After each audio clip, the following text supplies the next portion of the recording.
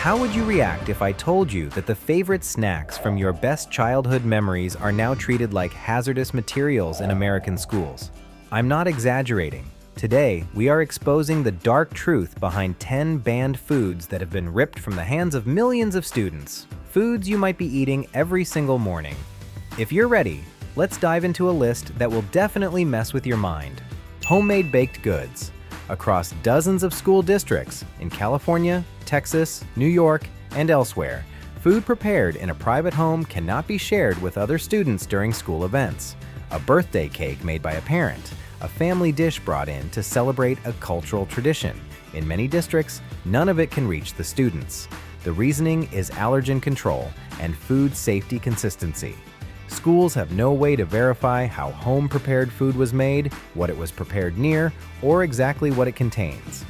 From a professional kitchen standpoint, I understand this more than most. I've watched cross-contamination happen in fully equipped, routinely inspected commercial kitchens. A home environment offers far fewer guarantees, but there's something worth sitting with here. The most emotionally loaded gesture in food, a parent making something by hand for their child's class, is sometimes the exact thing the policy has to turn away. A few years ago, I was part of a culinary outreach program in San Francisco, visiting local schools. I brought in food I'd prepared at home, clean ingredients, nothing out of the ordinary. A teacher looked at the tray and asked me where it had been made. When I told her at home, she said it couldn't be served to the students. That moment stayed with me. It made school food policy concrete in a way that reading about it never quite had. Flamin' Hot Cheetos. By the mid-2000s, school districts in California, Illinois, and New Mexico had begun removing these from campuses. The profile that drew attention was the combination of extremely high sodium content, synthetic dyes, and a snack engineering approach specifically designed to be difficult to stop eating. Some schools documented students consuming multiple bags per lunch period. That's not accidental. The heat salt crunch formula in this product is designed to work against the body's normal fullness signals. The school response, removing it, was a logical one. Energy drinks. This is perhaps the most uniformly enforced restriction in American schools. High caffeine products have been pulled from vending machines and banned from student possession in the vast majority of U.S. districts. The foundation for this is straightforward. Adolescent nervous systems respond to concentrated stimulants differently than adult ones do. I had a colleague once, a gifted pastry cook, who depended on these products to get through long shifts. Over time, the effect reversed. His focus deteriorated rather than improved. The research on younger, still developing systems tells a consistent version of that story. Whole milk. The healthy, hunger-free kids. Act of 2012 reshaped school meal standards significantly, and full-fat flavored dairy was among the areas affected. Lower-fat milk options became the standard in federally compliant school cafeterias. The debate around this hasn't fully resolved. Researchers on both sides have published meaningful findings. What I find worth noting as a chef is that fat in dairy acts as a carrier for flavor compounds. A child who consistently resists low-fat milk may be responding to a real sensory distinction, not simply habit or preference. Chocolate milk. This is adjacent to the whole milk conversation, but important enough to stand on its own. The Los Angeles Unified School District removed chocolate milk from its cafeterias in 2011. The concern was added sugar, approximately 10 more grams per serving compared to plain milk. The ban was eventually reversed after data showed that total milk consumption dropped considerably during the period it was in place. That outcome is one of the more instructive examples in school nutrition history. A stricter nutritional choice produced a measurably less nutritious overall outcome. Peanut products. Peanut-free campus policies have grown steadily over the past 2 decades.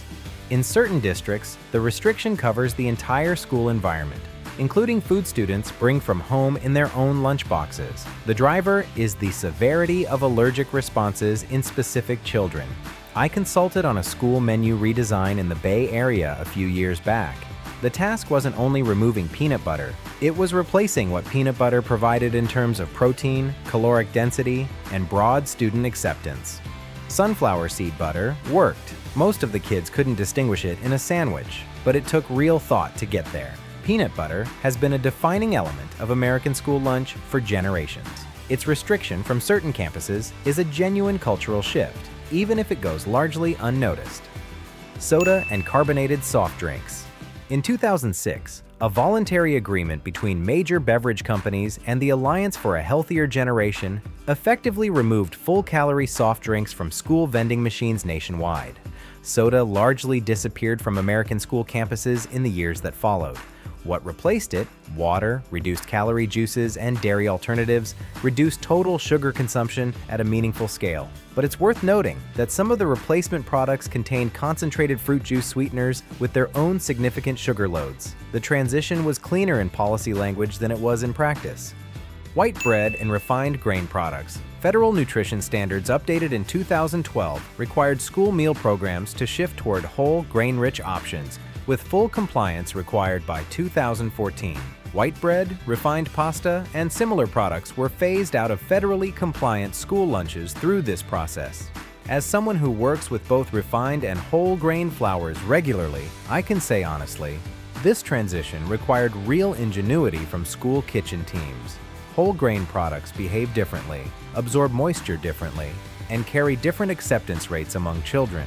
Getting them to work in institutional volumes at scale is a genuine culinary challenge that doesn't get nearly enough credit. Processed lunch meats with high sodium.